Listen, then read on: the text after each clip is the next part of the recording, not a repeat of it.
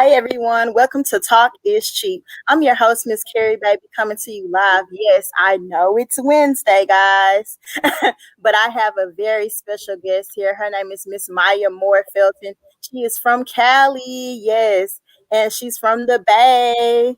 I was like, "You from LA?" She was like, "No, I'm from the Bay." Well, I'm from LA, but I live in the Bay. Yes, and I'm so excited to have her. Me and Maya were just reminiscing. We've been knowing each other for almost a year now, and it was, a hit and miss with things, but we're finally here to tell her story, and it's great. She's awesome. She's been working with me in my busy schedule, her busy schedule, but I am excited to have her and for her to share her story tonight with you guys and us just to come together to promote good health and self-care for you all, my listeners tonight. So thank y'all for coming in this Wednesday night, and y'all stick with me throughout the story, and let's get it going. So tonight we're going to talk about different things. We're going to talk a little bit about PTSD, some anxiety, and also Miss Moore's wonderful business that she has that helps her clients that are dealing with different mental health and things that they're dealing with within their lives and the struggles that they're having. So a little bit about PTSD. PTSD is post-traumatic stress disorder, and it comes from different things that are happening in one's life that where they've been traumatized or they've gone through something that's traumatic events. You can have different things like military or war PTSD, where you're witnessing different things that's happening within the war with shooting guns, feeling like people are going to kill you, dreaming about those things that have happened during the war, and also just having a hard time overcoming those memories that you've been struggling with. And then there's also different PTSD that cause depressiveness, mood disorders, that has anxiety, and it can come from different things, from abuse that's happened in your family, um, and the traumatic experience that go along with that. So PTSD is in a lot of different things, and then it also just involves, like I said, those nightmares and unwanted memories of something traumatic that has happened in your life. So Miss Maya, tell us what are your comments about PTSD and how do you deal with that? I think, like you mentioned, PTSD can be triggered by a number of things. And I think that a common misconception is that PTSD is just for military soldiers or airmen or sailors or, related somehow to military service. But a lot of people may not realize that they may be suffering from PTSD. And really it's just post-traumatic, right? You're suffering from symptoms after some type of trauma. It could be sexual assault. It could be a car accident. It can be not necessarily that you were in it, but if you witnessed someone die or a heart attack, and so it's after you've been exposed to these traumas, it's how do you deal with it? How do you work through the trauma or process the trauma? And so usually you develop PTSD as a result of not knowing how to process those traumas, or even acknowledging that you've been exposed to a trauma. And so I think that has been that's a really big piece for people to know, is that PTSD is not just for military affiliated people, but that anybody could suffer from it if they've been exposed to a trauma.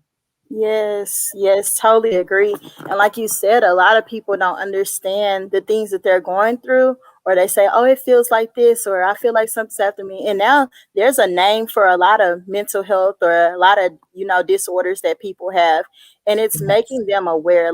And that's why I do this podcast, so that people are fully aware of, hey, that sounds like some of the experiences that I'm going through, or these are some of the Yes. things that I'm having, and then we initially want them to seek help and know that they're not alone within this. So, Yes. Miss Maya, just introduce yourself and things that you're doing currently out there in Cali. Yeah, of course. So my name is Miya Moore-Felton. I am from Los Angeles originally, but I was in the military for 20 years. I just retired on April 1st. Um, Yes, congratulations. yes, so I'm pretty happy about that. And so just over those 20 years, I worked with a lot of people. I've been stationed a lot of places. I've lived both here in the States, Oklahoma, Germany, And so, just experienced a lot of cultures and traveled a lot. And by trade, I started off fixing airplanes, and then I started to fly airplanes. And then just through that journey, I realized that after this is over and done, who puts these people back together? Who's going to put me back together after this emotional 20 years? And so I really got pulled to be into mental health, and just naturally trying to help people, and, being people's unofficial counselor, the person everybody comes and tells their problems to. And so I just said, I really need a plan B for when my military career is over. And so then I started to pursue mental health. And so now I am living in California, working on finishing up my licensure here, which should be done in the next month. And then, plan on expanding into other states, Texas being one. And so I'm really just working on, I think my focus is really on a lot of anxiety and depression and trauma. Those are my areas of emphasis. And really just learning how to advocate, not just be a therapist, but to advocate for other therapists, to advocate for students coming out of college and just starting their practicum and their internships. And so I do spend a lot of time, if I'm not, treating or seeing clients, I spend a lot of time advocating for other therapists. That's great. Yes, great. And also with, you talked about the military, and that's something that I want to, pull on a little bit, is how was your experience in the military? Yeah. So I can't say that, my whole military experience was bad, because it wasn't. I mean, the military has very much made me who I am, in terms of I've met a lot of great people.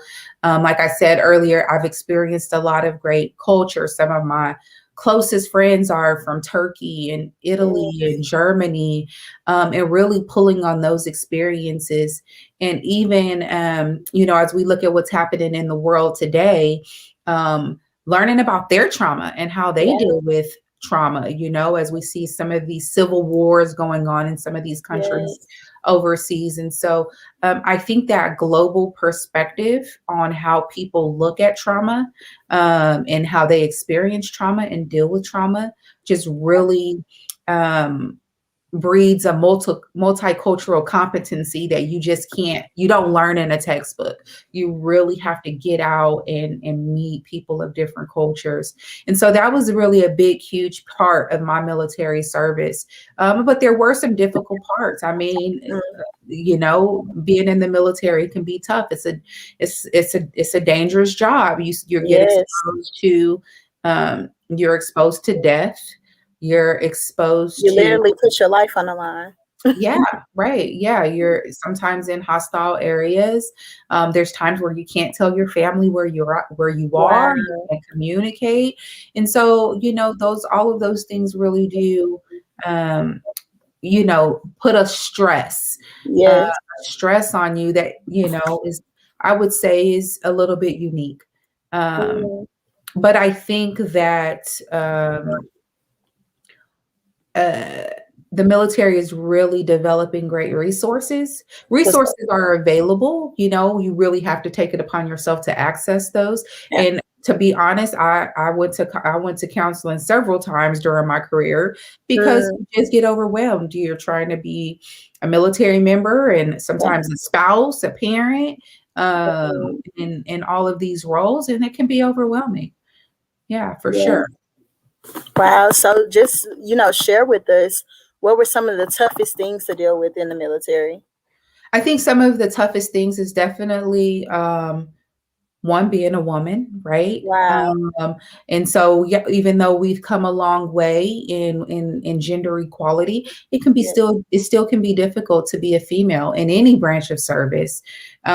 Sexual harassment, people accusing you of sleeping your way to the top, or, trying to family plan, and how do you have children and then come back Yeah.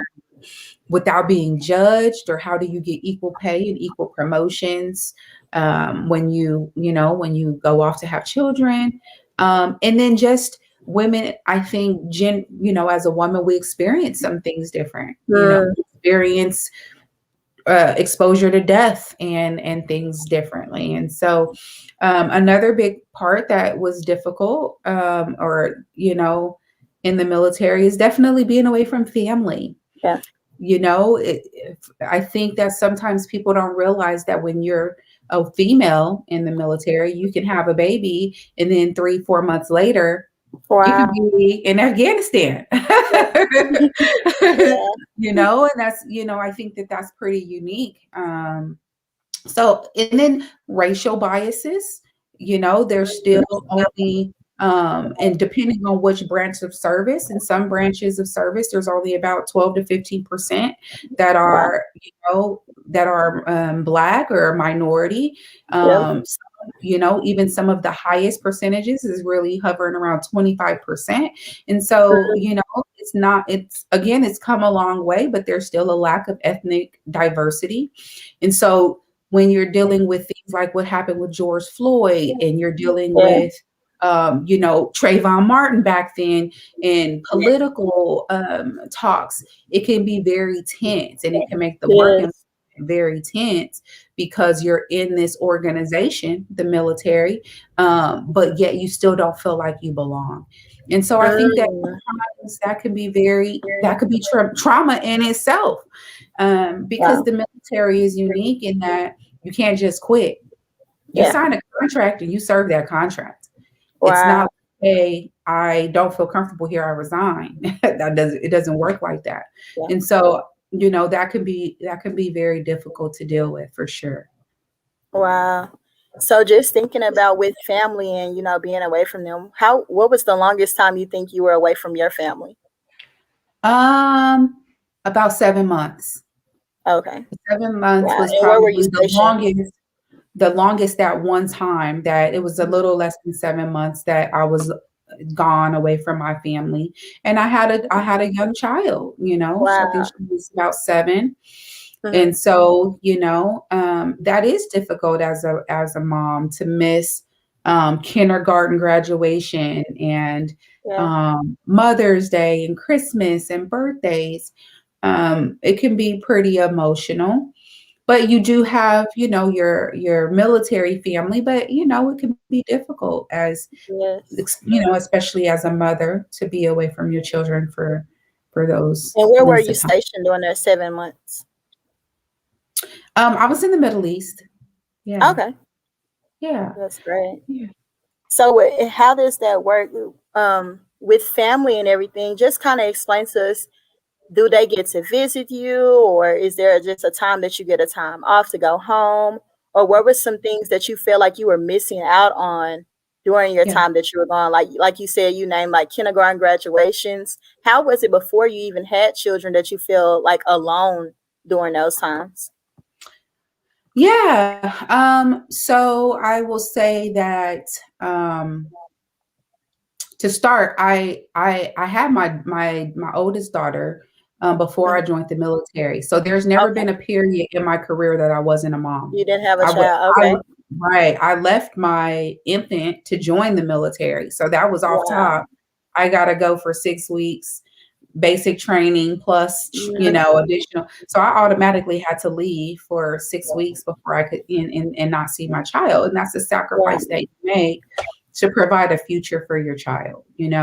Um, but typically, your family, unless you're away for like a year or more, you don't get Yeah. to go home and visit. And Mm. you don't get to come Wow. visit I you.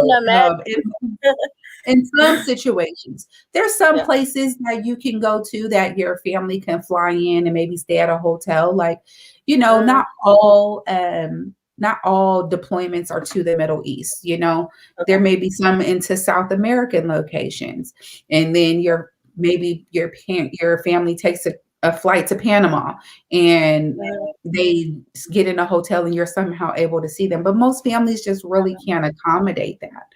And so again, that was part of my pull to counseling. Is I watched a lot of marriages fail. I watched a lot of Wow. parents really missing their children, missing their spouses, missing their families. And you're doing this tough job and you really don't feel the support of your family because sometimes you can't talk about where you've been, even after you're back. Hey, where were you? Oh, I can't tell you, Wow.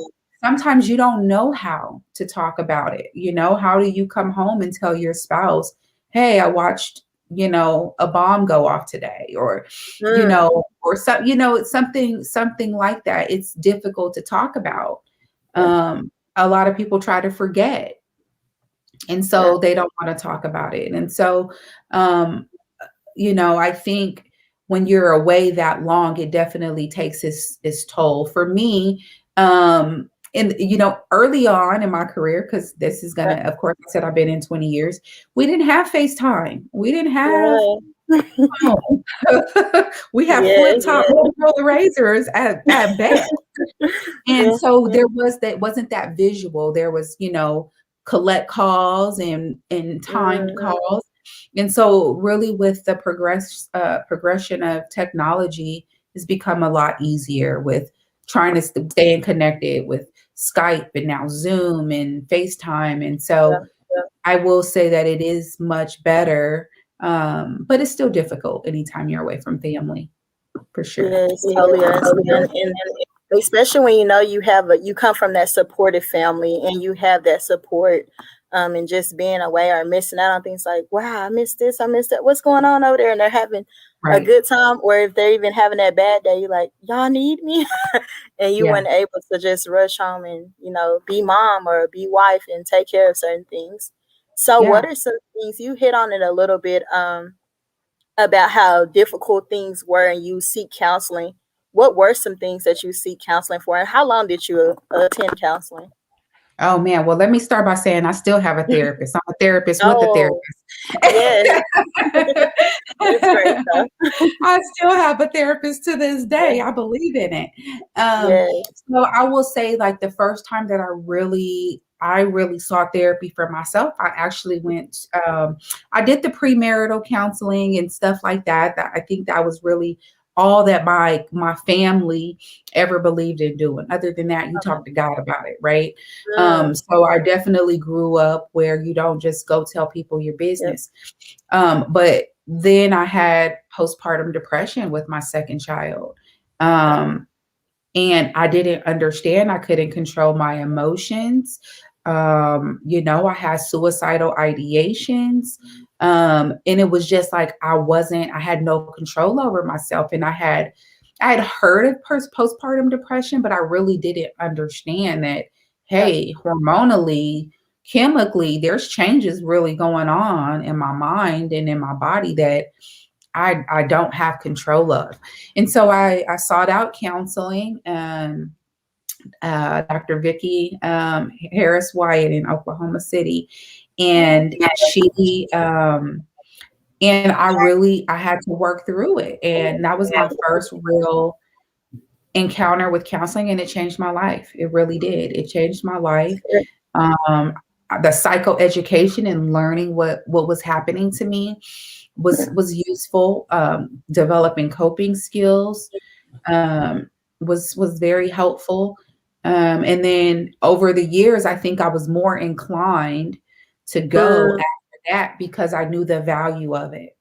And so, my family I was going on another deployment, and my oldest daughter was having a really tough time knowing that I was getting ready to go.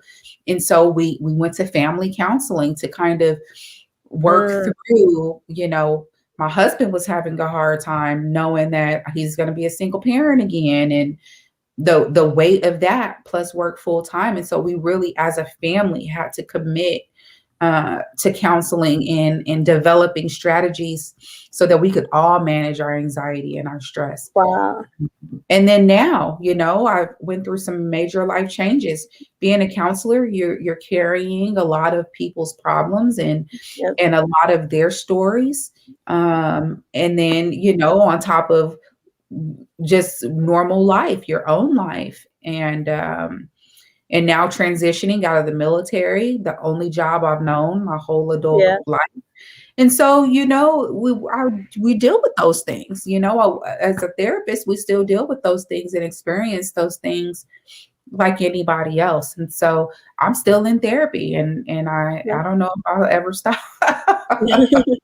To be That's honest. actually good to hear, though, because it does, encourage, many in the population to say, go seek help, go talk to someone about certain things, and you never know how it's going to help you. And we're not saying you got to stay forever, because sometimes some Right. problems are fixed, but whenever you have certain issues that you feel like you can't overcome on your own, it is okay to go back and talk to somebody. It is okay to be encouraged to build those healthy relationships that, as Absolutely. well. So how Absolutely. are things, you hit a little bit on like the difference between when you had each child, you had postpartum depression with one and not the other. So how was the relationship strained from that?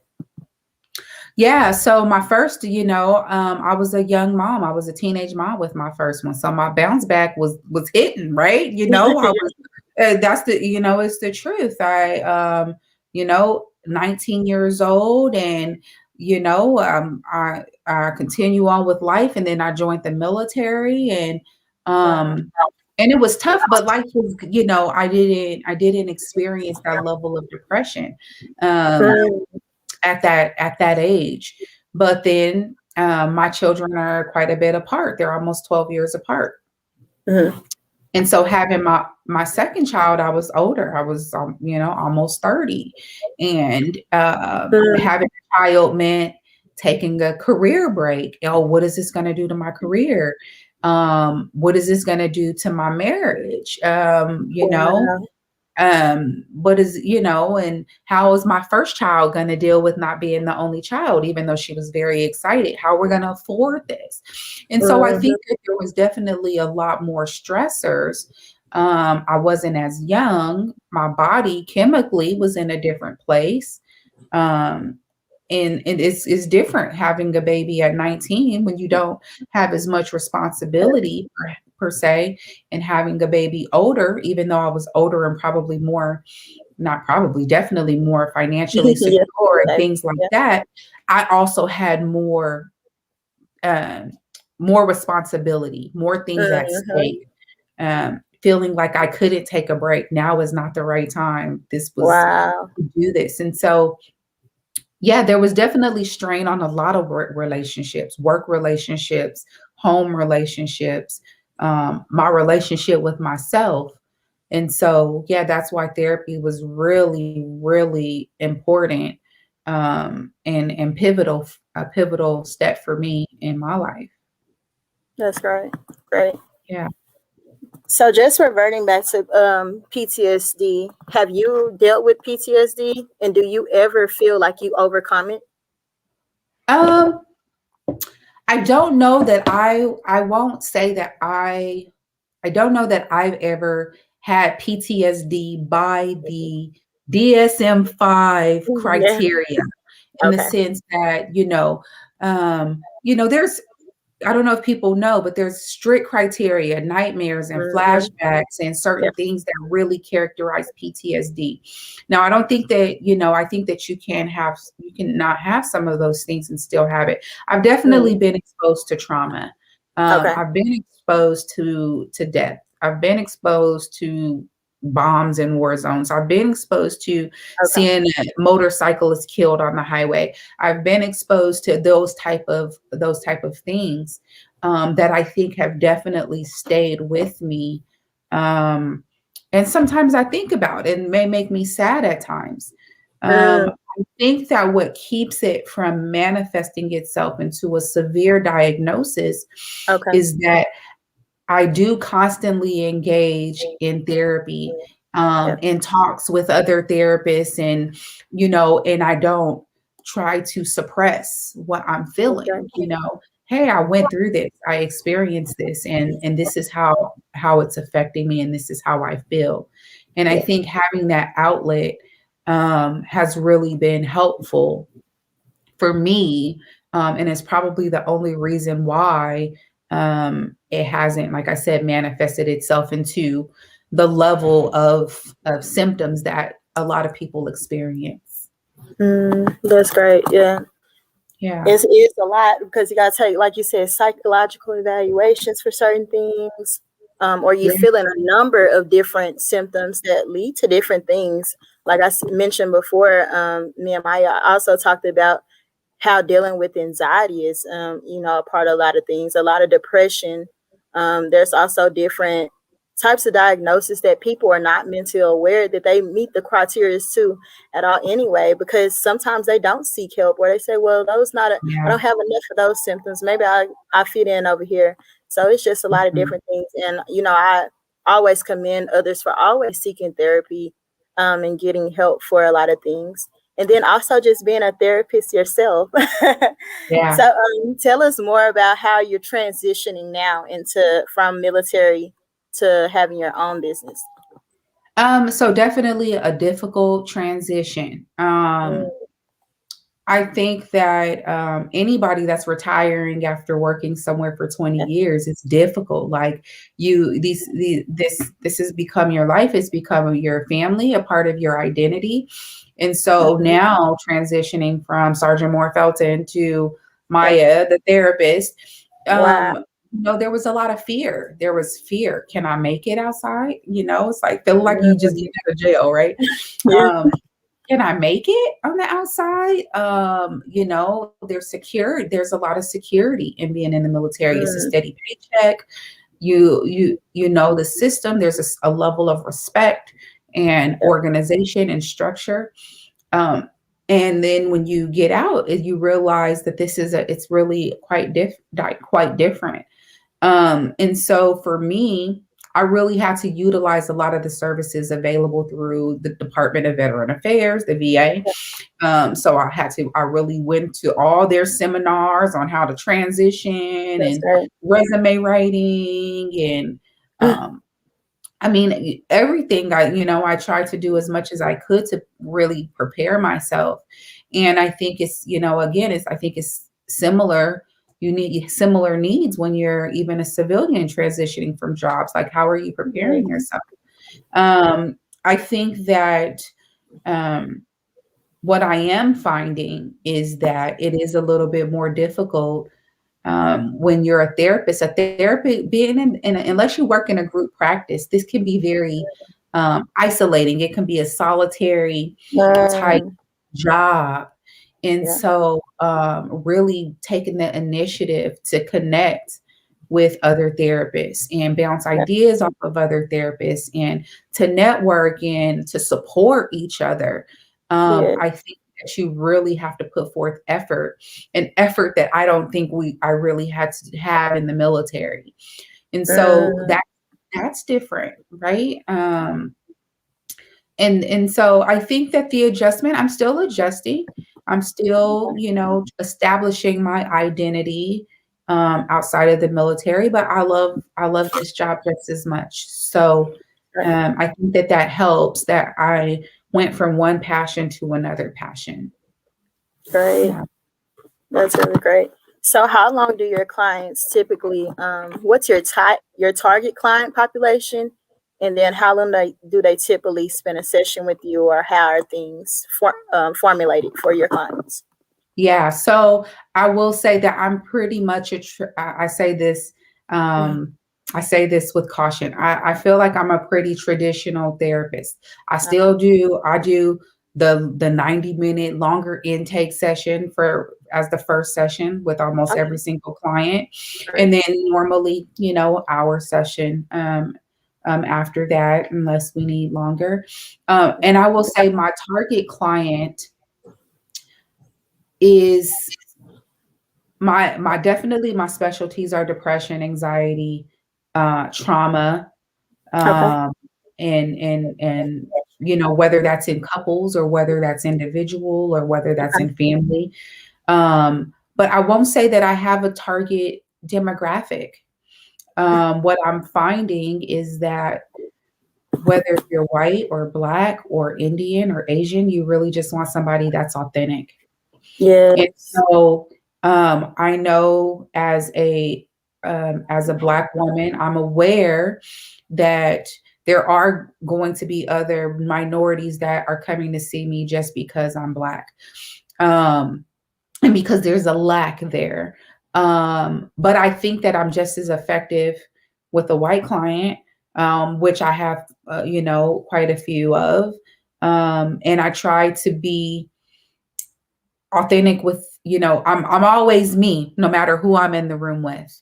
And I think that's what's important. So I don't see I don't have a target in terms of ethnicity or race or gender. But I do have those specialties that I'm most comfortable with. That's great. Great. Yeah. And I know we talked a little bit about being virtual. How are clients to contact you if they're interested in therapy? Is it just virtual for the California Bay Area, or are you willing to talk online amongst the United States?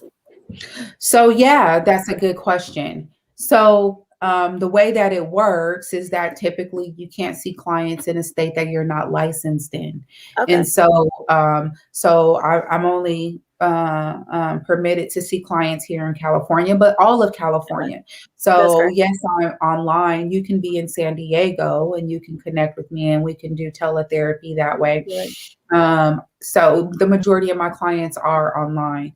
Once I get licensed in other states, Texas, Georgia, Oklahoma, then That's great. then I'll begin to see clients there. So that's on the horizon for sure. Yes. Um, I think that one of the ways you can connect specifically with me is you can find me on Psychology Today, Miya Moore-Felton. Or you can find me at miyamoretherapy.com and you can book that way. But if you're in another state and you need help searching, how do I find a therapist that accepts my insurance, or how do I find a therapist in my area? I'll still be more than happy to help anyone connect with therapy, because I think, if you've taken the step to get the help, then the least that I can do is take a step to help you get the help that you need in your area.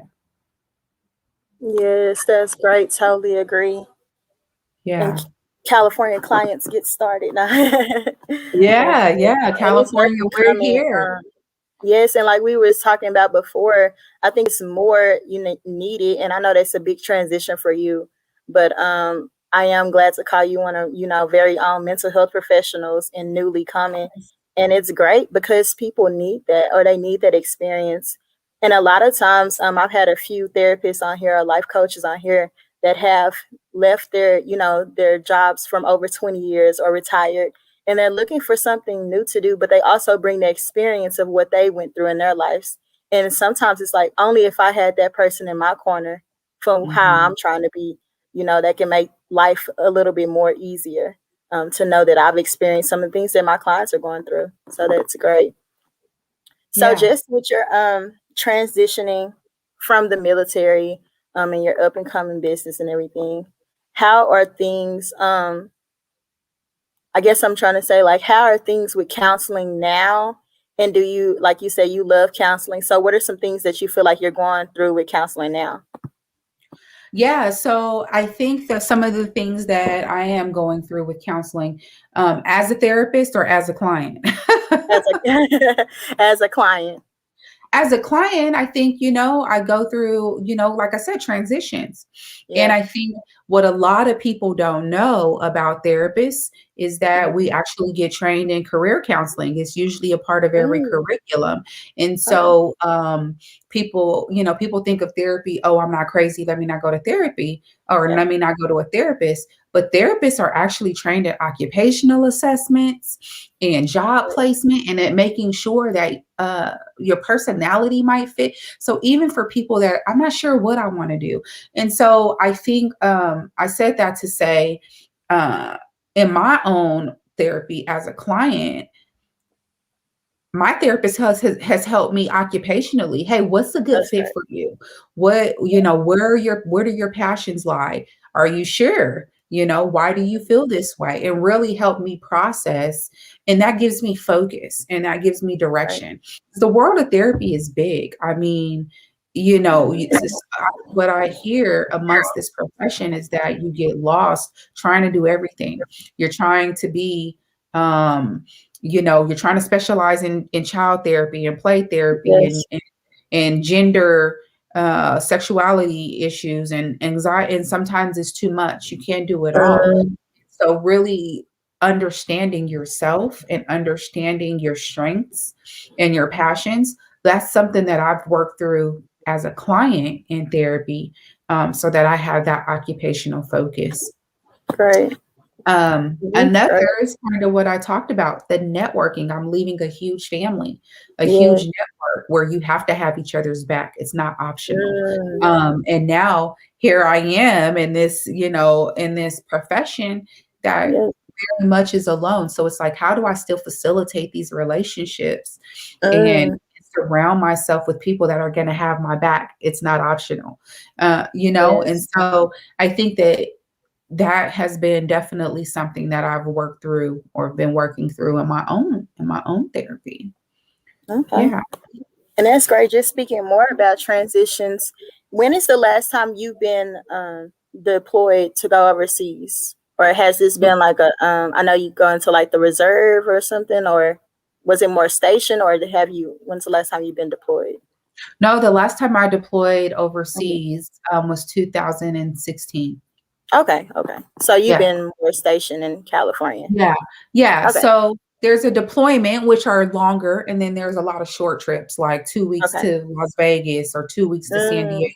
And so there's been a lot of small trips, okay, okay. but as far as one long trip has been, 2016.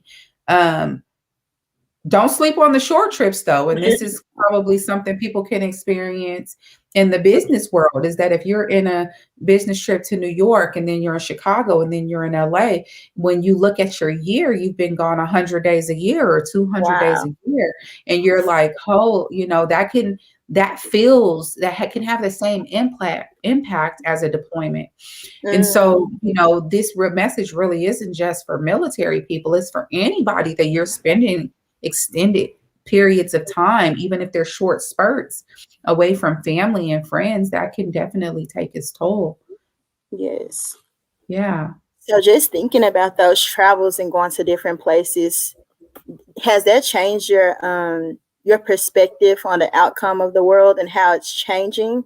And I guess I'm going more into, like we hit on a little bit about Trayvon Martin cases and on up to George Floyd and how things have been going. So I guess I'm just wanting you to know, like, from a racial aspect about things, how have things been there for you as like you said, African American woman in the military? You have to travel through the United States while these things are going on.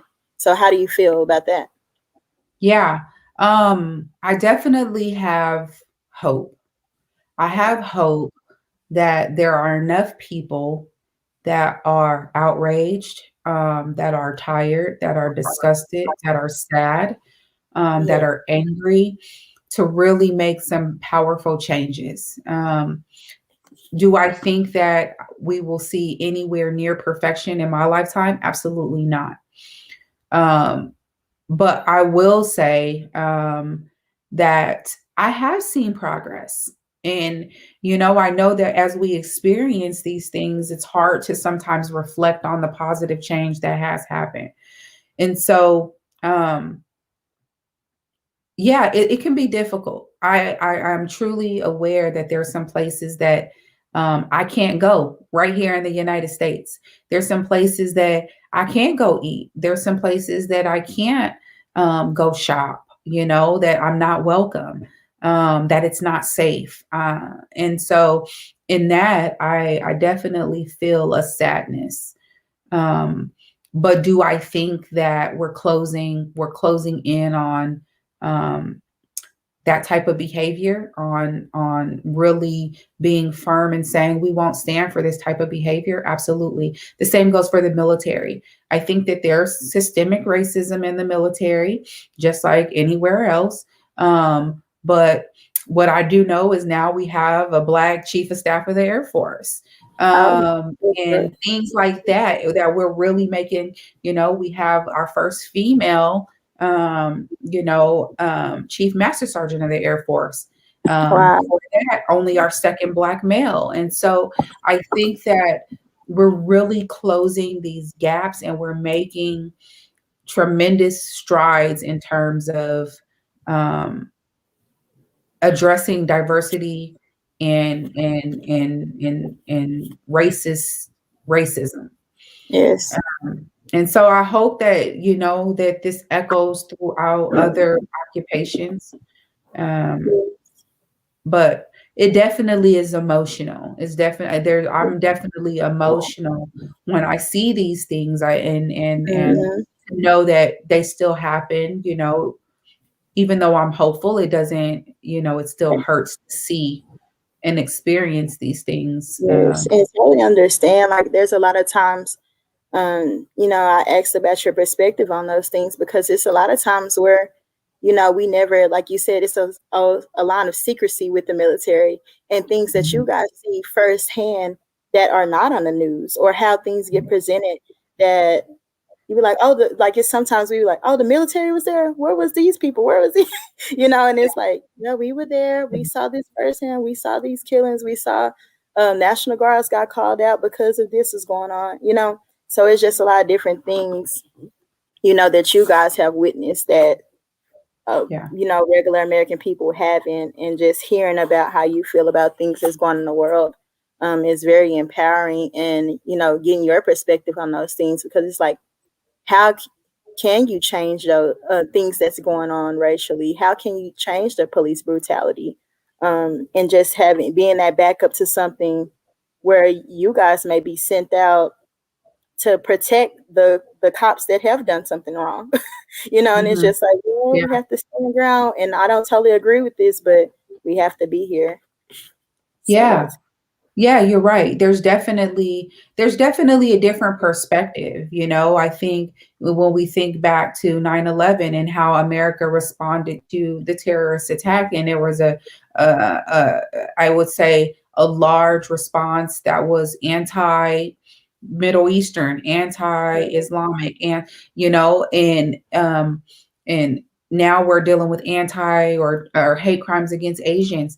And just being in the military and serving alongside, serving in Asia, or serving and being yes. stationed in the Middle East, there I don't have that same view of racism. Mm, I don't feel uncomfortable in the Middle East. I yeah. don't feel uncomfortable when a Middle Eastern or someone from Asia, Southeast Asia, passes me. I don't give it a second thought, like, oh, what is he? And so I Wow. think that I would definitely attribute positively the military experience to Yes. my view of humanity, in that we really are all people trying to live our best life. Yeah. And so, yeah, I do think that that definitely helped my perspective, and the reason why I truly um, have a heart for everybody from everywhere. And we That's travel even now. I yeah. was just booking a trip earlier today. It's like we're trying to go travel. We can't wait for this Yes. to be over, because we want to go back to Germany, and we want to Yeah. go to Japan, and with my children. My children love Yeah. culture as well. So for sure. Yes. And I know they're excited about this transitioning. They are, well, at first, one kid is like, "Oh yeah, we should stay in the middle. We should stay in the military." We should stand a But minute. then, and one kid's like, "Oh yeah, it's time for you to retire." My baby's like, "Yeah, Wow. mom, I Yeah. just want you to be my mom, right? Like, let's work Wow. on Yeah. this." And my oldest, who grew up in the military, is pretty much as much a part of her as it is a part of me. And she's used to it, and now she misses the culture and she misses the family. And so, yeah, she's like, are you sure we want to retire? Yeah, those good militaries. Yeah. Military memories. Yeah, she's definitely a military brat. Yeah. Well, Miss Maya, it's been great speaking with you and having you on Talk is Cheap. I'm glad we got to do this. We should do this again. So what's any last encouraging words you would like to leave my listeners with? And also, like I said, I'm pumping you up. Mental health professionals unite. Yes. Yes. Yeah. Thank you for having me. My parting words would just be that therapy works.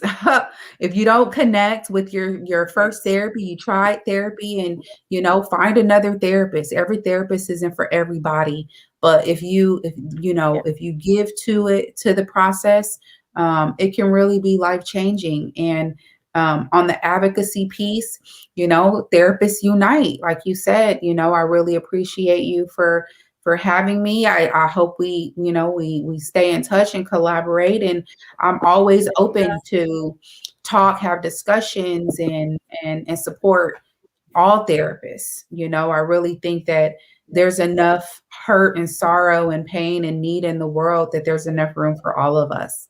Yes. And so the more we work together, just the more change we can have in this world. So yes, thank you. Thank you so much, Maya. Shouts out to Callie again, and congratulations. You are a trooper. We thank God for you, and congratulations on your new journey as well. So we'll be talking soon. Thank you. All right. Bye. Bye-bye. Yes, guys, another wonderful conversation and going on that journey, discussing PTSD, anxiety, different things that's going on and disorders that can happen when you're in the military on up until, transitioning in your life and making that big change and that big step. You never know what you can, seek therapy for, seek counseling for, or things that's going on in someone's life that they do need to seek those options and have that service as well. So this has been another great episode of Talk is Cheap, None Cuts, None Censored. I'm your host, Miss Carrie, baby. And I'm also will be back on Monday with another great special guest. So you guys tune in Monday night, 8:30 Central Time, like we always do it here. I'm out in Dallas City Hall. It's been great, guys. I know y'all see it's dark behind me. So yes, I hope you guys are surviving COVID. I hope everything is going good.